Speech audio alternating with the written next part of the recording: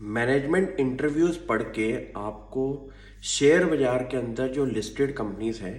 उनके बारे में कुछ ऐसी इंटरनल इंसाइट्स पता चल जाती हैं जिससे आपको ये पता चल जाएगा कि कंपनी की मैनेजमेंट का स्ट्रेटेजिक फोकस क्या है और एक साल के भीतर में कंपनी ने कुछ इंटरनल स्ट्रेटजीज जो हैं वो अनाउंस जो करी हुई हैं उन पे कंपनी अब काम क्या कर रही है। इसका एक रीसेंट एग्जांपल हम आपको देंगे गोदरेज इंडस्ट्रीज के बारे में। आपने नोटिस किया होगा कि गोदरेज इंडस्ट्रीज का जो शेयर प्राइस है वो काफ़ी ज़्यादा अंडर परफॉर्म कर रहा है निफ्टी की, अगर आप बेंचमार्क से मैच करें। रीज़न बीइंग,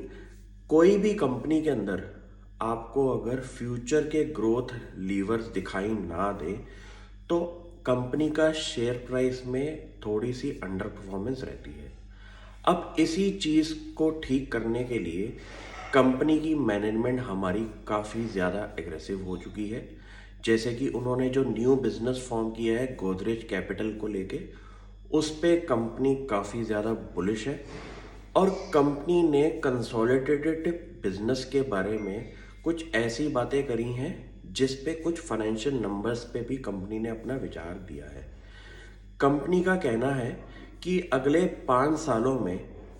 कंसोलिडेटेड ग्रुप का रेवेन्यू जो है वो डबल हो सकता है, प्लस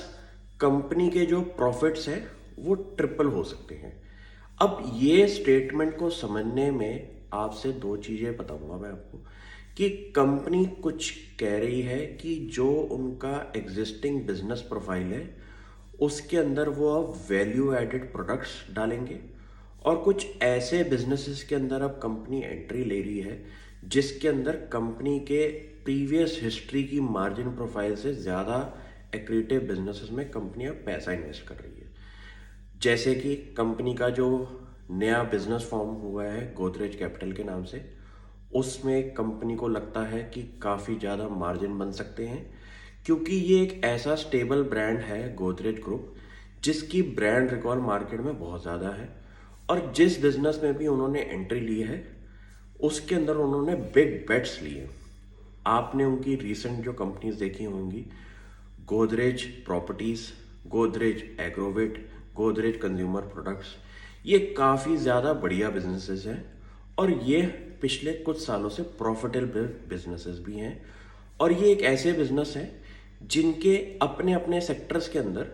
मार्केट एड्रेस करने के लिए बहुत बड़ी बड़ी मार्केट्स हैं जिसको हम टोटल एड्रेसेबल मार्केट के नाम से भी जानते हैं। तो इन बिजनेसेस के अंदर ग्रोथ की अपॉर्चुनिटी कंपनी की मैनेजमेंट को भी दिखाई देती है, प्लस कंपनी ने जो रिसेंटली बोला है कि जो उनका अंडर परफॉर्मिंग बिजनेस है जो कि गोदरेज एग्रोवेट के नाम से है, उस पे कंपनी सबसे ज़्यादा काम कर रही है। उन्होंने ये बोला है कि इंडिया की पाम ऑयल कैपेसिटी जो है उसके अंदर जो गवर्नमेंट्स के हमारे इंसेंटिव्स हैं उसको लेके, प्लस गवर्नमेंट का ये मानना है कि कुछ इंडिया में सेक्टर्स जो हैं वो हमने अभी प्लानिंग स्टेज से आगे प्रोडक्शन स्टेज में डालने हैं। ये सेक्टर हमारा पाम ऑयल बिजनेस के अंदर फिट होता है। तो कंपनी इस बिजनेस पे काफ़ी ज़्यादा फोकस कर रही है। कंपनी का जो सबसे ज़्यादा बड़ा बिजनेस है वो है हमारा गोदरेज कंज्यूमर प्रोडक्ट्स, जिसकी all over the world around 100 countries के अंदर प्रेजेंस है और तकरीबन पूरे वर्ल्ड में 1.2 बिलियन लोगों को ये प्रोडक्ट्स रीच आउट होते हैं। कंपनी इन प्रोडक्ट्स को अराउंड 2 बिलियन लोगों के आसपास रीच आउट करने की बात कर रही है और एडिशनल ब्रांड्स इसके साथ जोड़ने की भी बात कर रही है। तो मुझे लगता है कि अगर कंपनी की मैनेजमेंट ने कुछ सालों से एग्रेसिव अनाउंसमेंट ना करी हो, लेकिन अब कंपनी अब एग्रेशन पे आ चुकी है, तो ऐसी कंपनीज को आप बहुत क्लोजली वॉच करें क्योंकि इनके अंदर अब आपको हर क्वार्टर अपडेट पे कंपनी के रीसेंट प्रोग्रेस पे भी कंपनी अपनी अनाउंसमेंट्स करेगी। तो मैं इस कंपनी को लेके काफ़ी ज़्यादा बुलिश हूँ।